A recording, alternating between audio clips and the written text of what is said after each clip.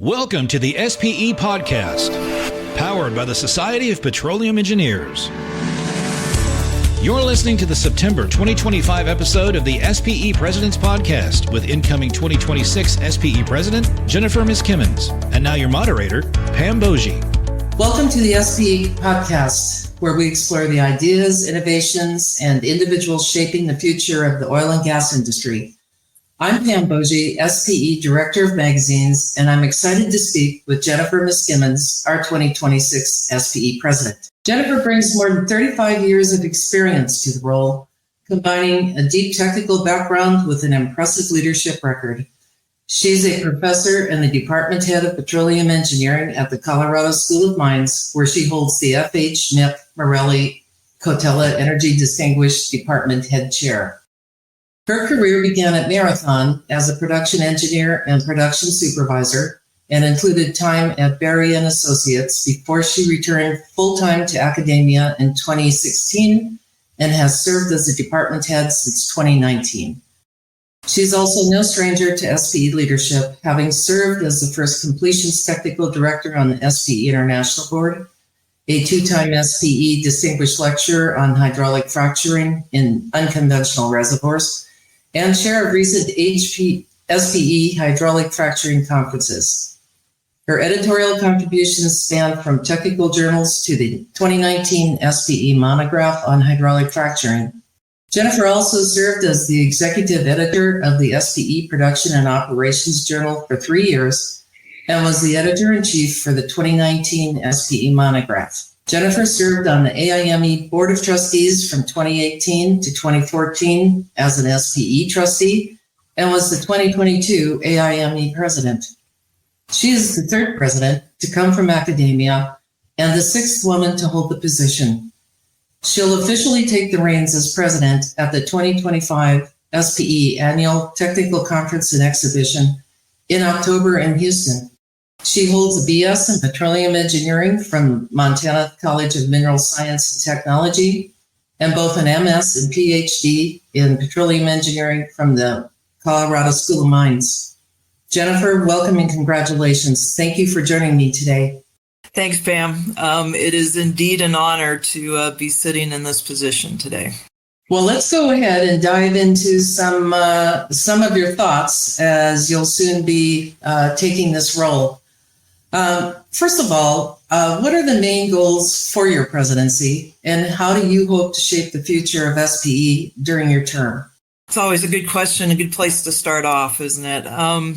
So from my standpoint, SPE has a new tagline, and some people that are listening to the podcast might have heard it, might not. But the new tagline for Society of Petroleum Engineers is Solutions, People, and Energy.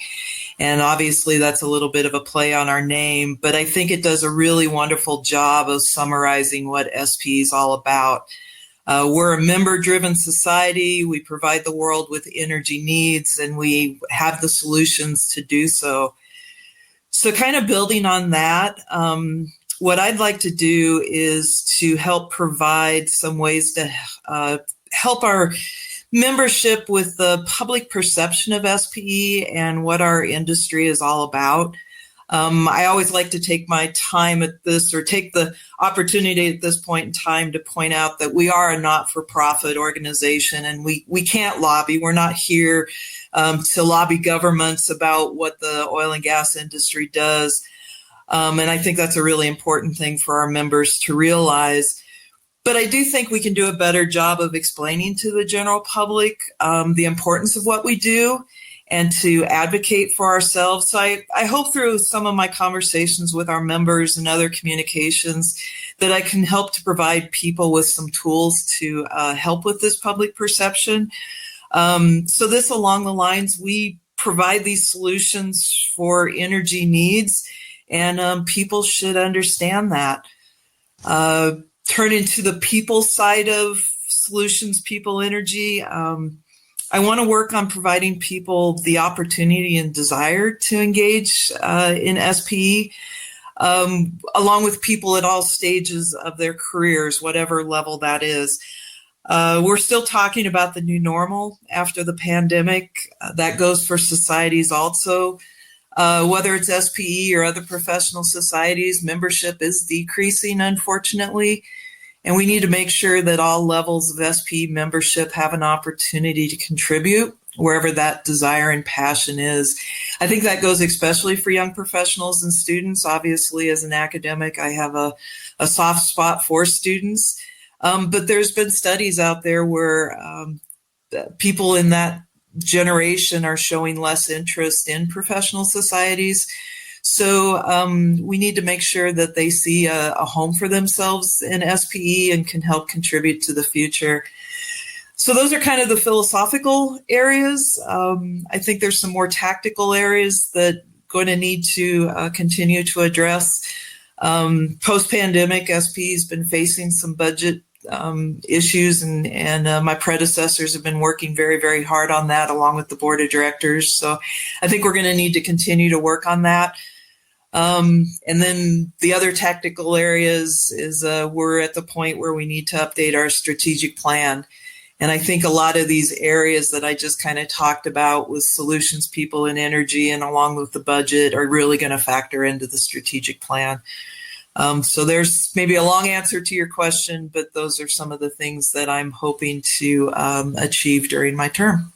Well, and I think just taking two items of what you did mention leads into my next question, which touched upon, what do you see as some of the challenges coming for SPE and the petroleum engineering profession in general? For example, you did mention public perception. Definitely that has been identified as that is something that perhaps increasingly needs to be addressed in today's general world, as well as, and in line with that also, I believe, is encouraging the further engagement of students. Could you explain a bit more about perhaps what other types of challenges you see?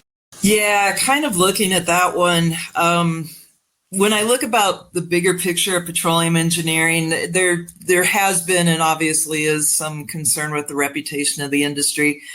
I deal with this almost on a daily basis, and I think anybody that's working a petroleum engineering program or course of study is dealing with this when we look at recruiting students into the petroleum engineering discipline or any of the disciplines that might be aligned with the petroleum industry. I think we really need to kind of start maybe focusing a little bit more on being proud of what we do, not shy away from the fact that we provide increasing standards of living for people around the globe by supplying energy and doing it in very clean and sustainable ways. This isn't something that SPE can solely do as an entity. I don't have any misconceptions about that. But I also think that as individuals, this is something that we can help contribute to changing attitudes about. And maybe I hope to help provide some tools or some of the things that we as academics maybe help with recruiting students in, because I think that also helps with the general public. I think the other challenge, and this is a big one, it really is the changing attitude about society memberships. We are seeing some decreases in membership enrollment with SPE. And again, this is SPE or really any society is kind of changing this. Olivier Hoots, my immediate predecessor as the 2025 president, he's really kind of focused and showing some of the sharp drop-off we have with young professional membership.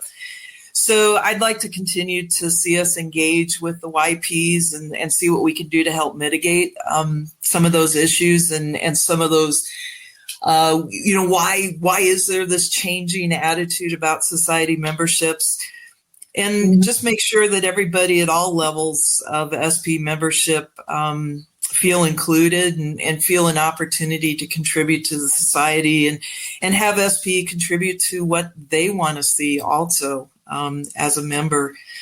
So I think there's some big challenges facing SPE. I think in petroleum engineering in general.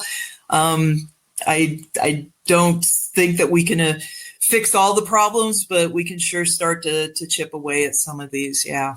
And much of this too, I mean, you have had a few decades of experience behind you, and I'm sure you have seen this evolution over the course of your career from, let's say, when you began in terms of these views about, certainly about the industry overall, as well as some of the changes and what has become important as the view of the industry has changed to our YPs and students and their priorities. How do you think your experiences in the industry, Professor of Petroleum Engineering at Mines, and your extensive history as an SPE member prepared you to become SPE president? Yeah, I kind of like this question. It's funny because my first response, and it still holds true, I'm not really sure anything can completely prepare you for this role. Yeah. I mean, it's so broad. We're worldwide. We all come with our different experiences and backgrounds. And those, they drive how we see the world. I don't think anybody, even with my background in industry and academics, can really fully align me to see what anybody else's history or interests are. But I do think, I maybe a jack of all trades, master of none, in the sense that I've been a student member, a professional member, worked in industry, worked in academics. I've served as a chapter officer. You heard during my bio that I've been involved in a lot of different things with SPE. So I hope, if nothing else, it gives me a glance into the various areas that people have an interest in. That being said, I definitely want to put out there to people that if I'm not seeing something through their lens correctly, please reach out. Let me know your thoughts. I'm here to learn. I do have some thoughts, as we've discussed, about what I'd like to accomplish as president. But I'm obviously not a YP anymore. I'm obviously not a student anymore. So, if there's things that I need my eyes open to a little bit, reach out, let me know. I think we're all here to make SPE a better place, and I'd like to see what we can do to drive that. Okay, I'd like to now just touch on, let's get into some of the more technical aspects that affect our industry and, what may be coming just in a broad sense. Along that line, what trends or emerging technologies do you think will most significantly impact our industry in the next few years? Yeah, I think this is a pretty long list, and I think it's pretty specific maybe to some of the areas that people work in. But I think there's a couple that are pretty universal. The first one, and this one was actually kind of easy to come up with, artificial intelligence, AI. AI is everywhere, and I don't think a lot of people, myself included, are completely aware of all the areas that it's really started to impact our industry, whether it's in the office or whether it's in the field. I mean, anything from taking meeting notes and summarizing meeting notes to analyzing drone footage coming in from the field to see if there's leaks. I think AI we're just now scratching the surface on what that's going to do and how more predictive it's going to become. That being said, I know there's a lot of people that are concerned about, loss of positions or AI taking over positions. I don't think that's the case. I think in a lot of ways, it really is a tool that's going to help us just understand things a little bit better about how we can improve what we do. And so I think we're going to see a lot of changes in that area in the next few years. I think another one that's pretty universal and that we hear a lot about, decarbonization continues to be very high on the list. I hear this from potential students all the time. They hear that there's not a future in the industry. But talking with them a little bit about, it's not going away. We're going to probably need to produce more gross numbers of oil and natural gas and energy in general, in the future than we are even now. So I think that's going to continue to be a challenge. Net zero doesn't mean zero production by any means, but it's offering a lot of opportunities too, right? We got to do things better in the future than we have in the past. So I think that's going to continue to significantly impact our industry, and it has, and it will. Probably something that might be a little bit more regional, but I think as we investigate unconventional reservoirs around the world, water is a big one. Water conservation, treatment. You hear in the Permian Basin that water really is the new oil, in the sense that it's really kind of driving some of the production and some of the operations that we're doing. So I think we're going to probably continue to see a lot of focus on that in the future. So like I said, the list is long, but those might be the top areas that I see coming. SPE has a very diverse membership, certainly in where its presence is, as well as our members range from very young, fresh out of college, and our students not yet out of college, up to our more experienced professionals. How do you see SPE's role evolving to meet the needs of both, from experienced and young, who may be entering the industry? Yeah.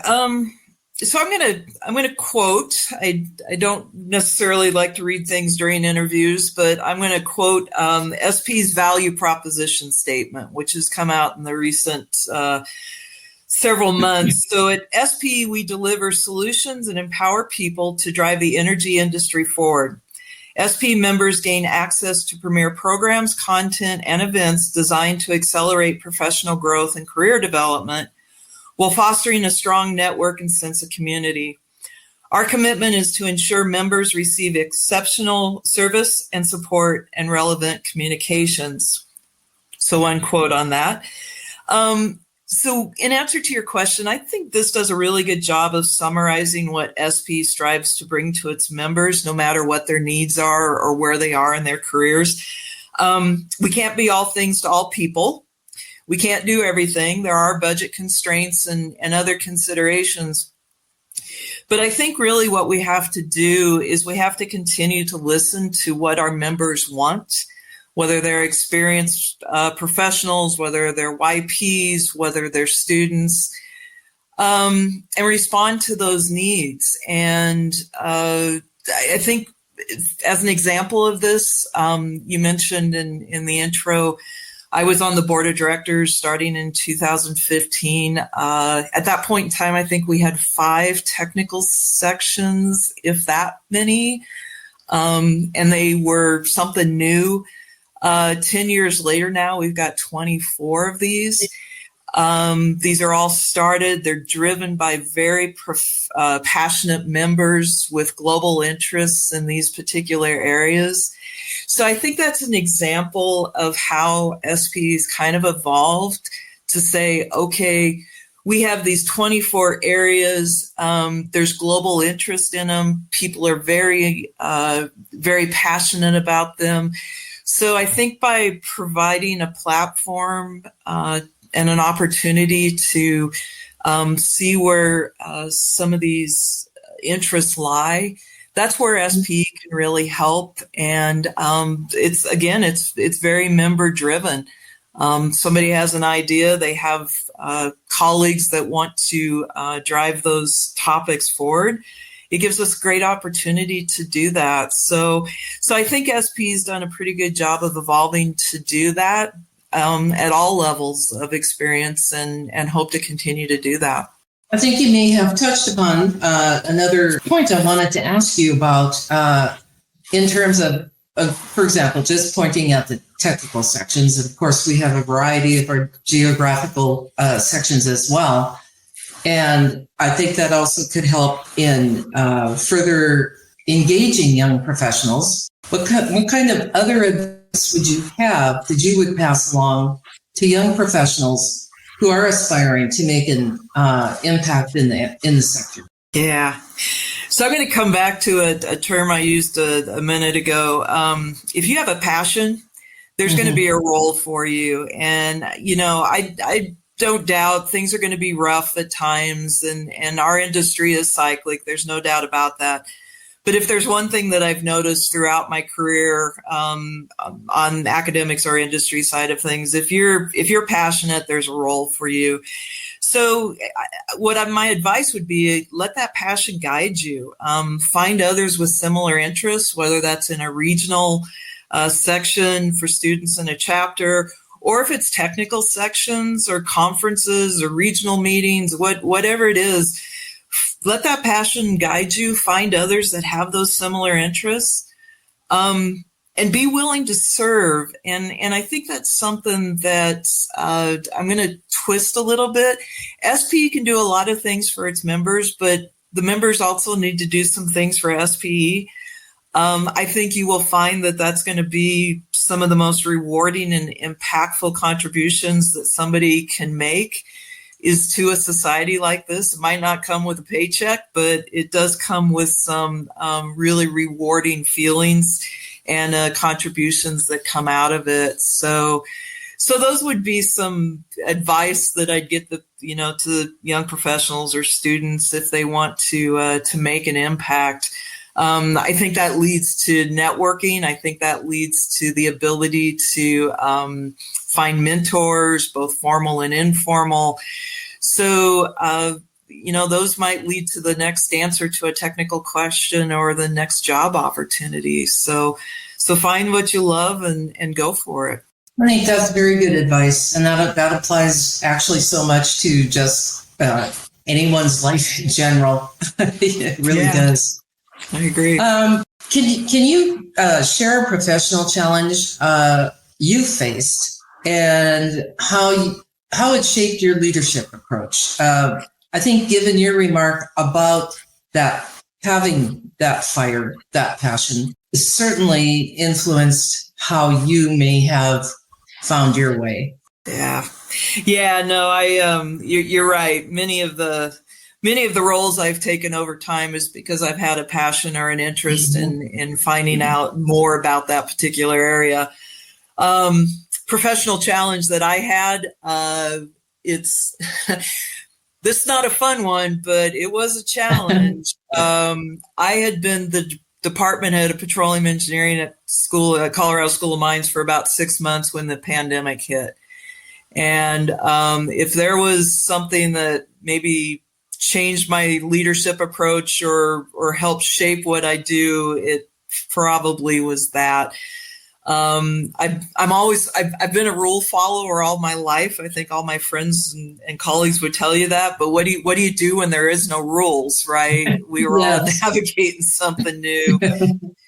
So I think my job at that point in time was to make sure people remain safe, but also try to make sure people continue to get the education that they needed. So I think it shaped me a little bit more to be more of a listener and more hear people, kind of going back to some of our earlier conversations, understanding through somebody else's lens what they were dealing with under those circumstances. They can maybe understand communication a little bit better and how critical that is. Again, to kind of listen, but be able to communicate as broadly as needed. So I think that was, I think anybody that's been in leadership roles deals with challenges. But if I had to pick the biggest one, that might be the biggest professional challenge I've ever had. Well, and that's certainly, that's one worthy of a star or two. That's a big one. That's a big one. Let me just, is there anything else you'd like to add? Is there something that I didn't touch that you would like to bring to the attention of our listeners? I guess the only thing that I kind of think about is I get asked the question a lot if being SPE president was something I always wanted. I'm be very upfront about that. No, it was never quite on my radar. It was something that kind of came to me, and as people more and more asked me about it, I started to more and more consider it. So no, it never was. But I will promise to all the listeners and the readers out there that I am here now, and I'm going to give it the best I can, and give the SPE membership everything that I have. And I'm very much looking forward to the role. Well, thank you so much for sharing your insights, experiences, and a bit of your vision for the future of SPE in our industry. It's been a real pleasure speaking with you, and we're looking forward to seeing your leadership in action as you take the reins at ATCE. To our listeners, I want to thank you for joining us. And don't forget, beginning in October, you can read Jennifer's monthly columns in JPT for ongoing thoughts and updates as she steps into her role. If you enjoyed this episode, be sure to share it with your colleagues, and you can find more conversations like this, along with the latest technical content and industry news on the SPE and Journal of Petroleum Technology websites. Thanks for listening.